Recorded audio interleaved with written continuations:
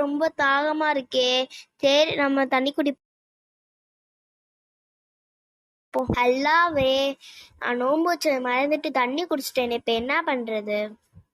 என் நோம்பே முடிஞ்சிருச்சு, அவ்வளவுதான். ஏன் சார் அவ்வளவு கவலையா இருக்க? இல்ல ஐசா, நான் நோன்பு வச்சதை மறந்துட்டு தண்ணி குடிச்சிட்டேன். இப்ப என்ன பண்றதுன்னு தெரியல. என் நோம்பே முடிஞ்சிருச்சு. அதனால என்ன சார், நீ தெரியாம தானே தண்ணி குடிச்ச? இதைத்தான் நபி ஸல்லல்லாஹு அலைஹி வஸல்லம் அவர்கள் கூறியிருக்காங்க. ஒருவர் நோன்பு வச்சிருக்கும் போது மறதியாக சாப்பிட்டாலோ பருகினாரோ அவர் தனது நோன்பை முழுமையாக்கட்டும், ஏனெனில் அவருக்கு அல்லாஹ்வே உண்ணவும் பருகவும் அளித்துள்ளான். அதனால நம்ம நோன்பை விட தேவையில்ல, அதை நம்ம அப்படியே கண்டினியூ பண்ணிக்கலாம். இன்னைக்கு டயர்டா இருக்கு. இன்னைக்கு நோன்பு விட்டுற வேண்டியதான். என்னாச்சு சாரா? இல்லப்பா, ஸ்கூலுக்கு போயிட்டு வந்து எனக்கு டயர்டா இருக்கு. நான் நோன்பு விட்டுறவா? அப்படியெல்லாம் தேவையில்லாம நம்ம நோன்பை விடக்கூடாது சாரா. இல்ல ஐஷா, எனக்கு முடியாதுதானே நான் விடுறேன்.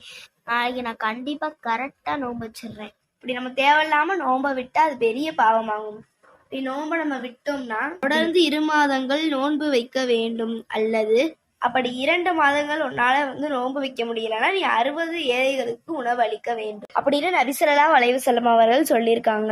இது தேவையா? இதுக்கெல்லாம் ஏன் நீ நோன்பு விடுற? இன்னும் கொஞ்ச நேரம் தானே இருக்கு, அட்ஜஸ்ட் பண்ணி முழுமையா வச்சிரு நோன்ப. சரி ஐஷா, நான் இனிமே நோன்பு விட மாட்டேன்.